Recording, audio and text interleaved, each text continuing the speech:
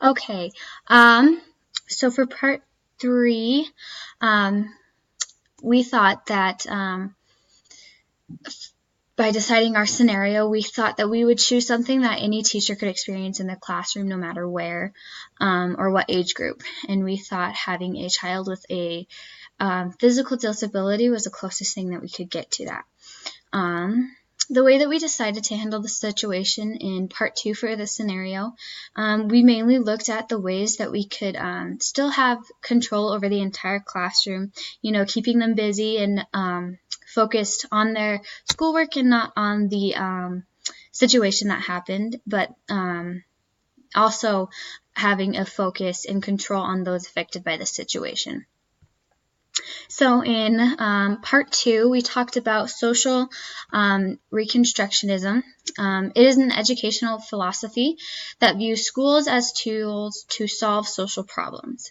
The Reconstructionist classroom contains a teacher who involves the students in discussions of moral dilemmas to understand the implications of one's actions.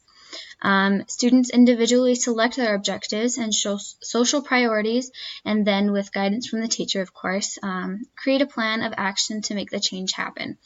An example of this we found was from the 2007 Freedom Riders.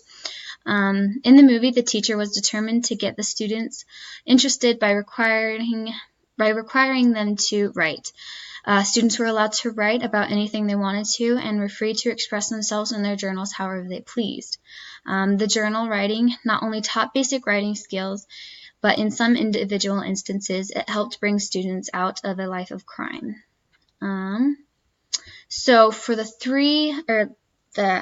pros and cons that we found from our situation, we came up with 2 pros and 2 cons.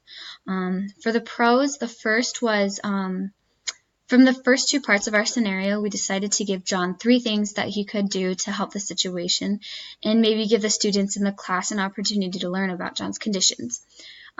We thought that this was important because we wanted to make sure that John felt comfortable and for everyone else to learn more about his condition.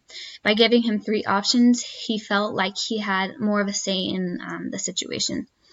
For pro number 2, we decided that Adam was trying to be hurtful because this has happened multiple times in the classroom. We decided to tell the parents what was going on so that they knew, but to tell them what we were working on, what are some nice things to say to a person in class, and things that can be hurtful in class.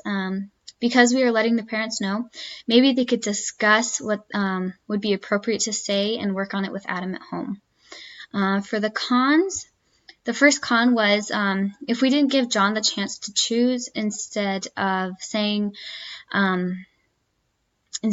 how this is going to work and you're going to be happy about it, then it could cause John to be more embarrassed about the situation.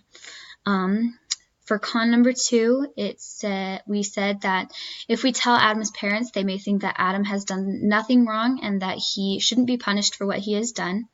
If the parents are acting like this, they may not even try to help teach Adam what is appropriate to say in situations like this, and it could cause more problems in the future. And that is all.